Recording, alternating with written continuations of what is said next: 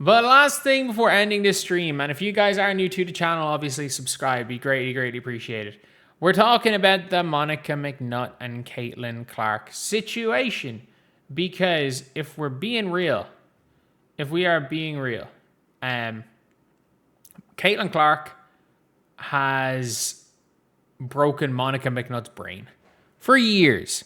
For years, she has broken Monica McNutt's brain. And everyone wants to talk about what happened 2 or 3 days ago and talk about that like that's the main thing. But no, Monica McNutt has gone out of her way to hate Caitlin Clark for years. And my favorite part about all this is that I saw a tweet and it was like, because it was on the ESPN's women's sports show on Sunday. And someone tweeted out and it was like, of course ESPN would use their women's sports show to have women complaining about other women. And it's like, yeah. Yeah, like it is not, she is not doing any stereotype any good here. She's not doing any stereotype any good. She is the worst of it. And by the way, while she's going on that rant about Caitlin Clark, while she was going on that rant, Andrea Carter is basically being like, well, essentially being like, yeah, you're part of the problem. She's like, she was heavily implying that. But let's take a look at this. This was the other way around. Oh, Lord, you can only imagine how the conversation would have gone. The fact that the WNBA has to put out a statement because of racist comments and unsafe conditions. It was, by the way, this was said 3 days later from Monica McNutt. Within 2 hours of that game ending, everybody knew that the fan who claimed they heard the noise was not at the game and they heard a dolphin noise on the TV. They pretended to be at the game. And this is 3 days later, Monica McNutt pretending that it's a real thing. Irresponsible. That is just irresponsible. And it's reckless and, dare I say, maybe even malicious. Toward Angel Reese. Like, I just want people to be mindful. Nothing in that arena other than booing Angel Reese happened. Nothing in that arena happened other than booing Angel Reese. And if booing Angel Reese is enough a problem that you want to talk about it, so be it. So be it. If you want to say that the Fever are wrong to boo another player, so be it. If you want to make that argument, I don't agree with it, but that's what actually happened. If you want to continue to make up that someone was said in the crowd towards Angel Reese that never happened, days after it was proven false, then that's, I don't know if that's reckless. I don't know if it's reckless or malicious. One or the two. That whether you like it or not, anytime something happens with the two of them, one is automatically put as a victim and one is, to your point, who have laid the groundwork for Caitlin Clark to come in and now take it to the next level. That's all I'm saying in these conversations. Kennedy Carter's behavior is not indicative of the entire league. We are still... I don't think people understand as well. You're saying Kennedy Carter's behavior is not indicative of the entire league. This game happened on June the 1st. Do you know what happened on May the 30th? Victoria Vivian's running back turns around and clocks Caitlin Clark in the neck. Caitlin Clark got punched by Victoria Vivian's 48 hours before she got hip checked by Kennedy Carter. 48 hours before. Let's be very real here. 48 hours earlier, she got hip checked by Kennedy Carter. Like, you can't... When people were going into that game saying Caitlin Clark was being targeted and then the referees ignored a hip check, everyone was saying that before the Sky game, and that goes and happens. I'm sorry, that's not the time. That's not the time to say it's not indicative of the league. Caitlin Clark had already been hit with the multiple swats to the face. The double swat to the face by Ezzy Magbegor and Breanna Steward that were uncalled. The punch to the neck by Victoria Vivian's. And this. And by the way, were these all in the first 20 days of Caitlin Clark being in the league? Yes. She got hit with 4 cheap shots in her first 20 days, and then McNutt has the balls to say this.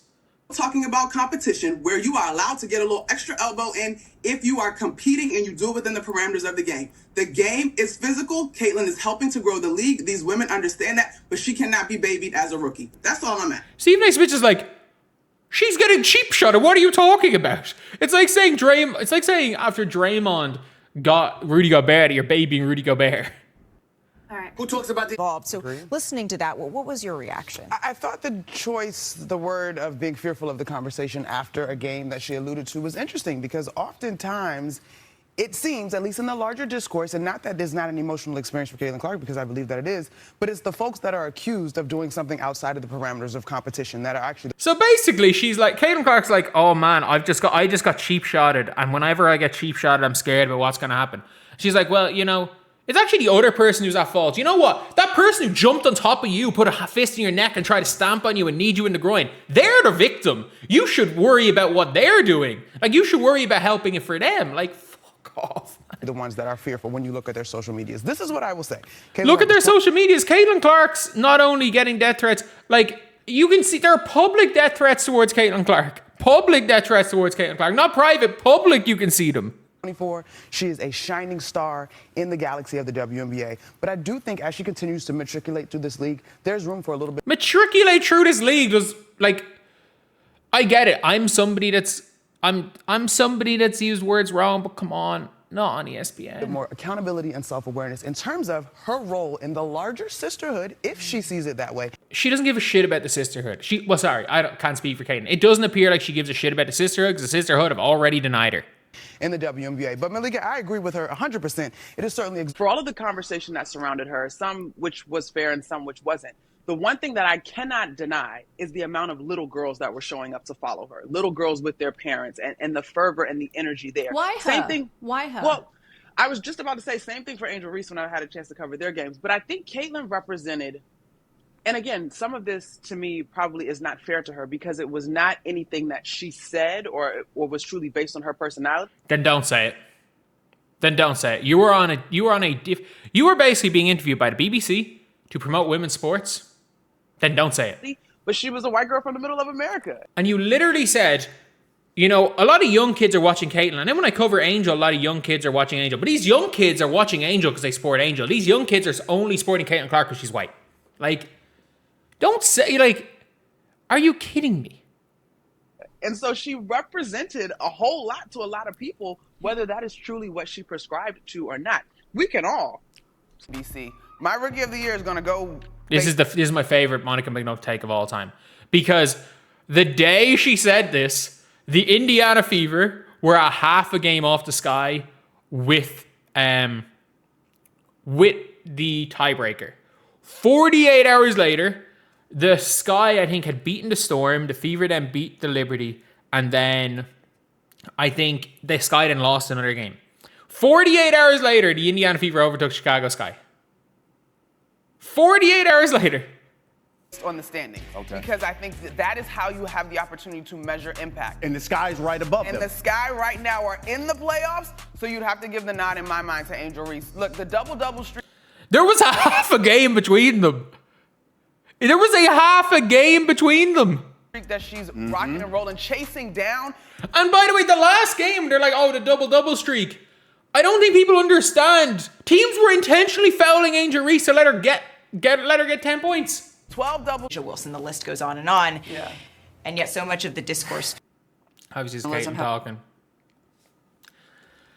Like, Monica McNutt's been awful. She's actually been awful. Like, there's been years of this shit. Every single time Monica McNutt's speaking about Caitlin Clark, it's Caitlin needs to do better, Caitlin this, Caitlin that in a negative way. You are supposed to be promoting the league. You are being in a absolutely, I'm not going to say privileged position because, like, based on everything I've read about Monica McNutt, she worked her way up. And it's so funny that if you look at what was being said about Monica McNutt in 2021 versus Monica McNutt now. In 2021, when she was up and coming, people were talking about Monica McNutt as if she was, you know, look, she's going to be one of the next big people on ESPN. She's going to be one of the next big people in sports. And now it's at the stage where she's this close. Like, all she's known for,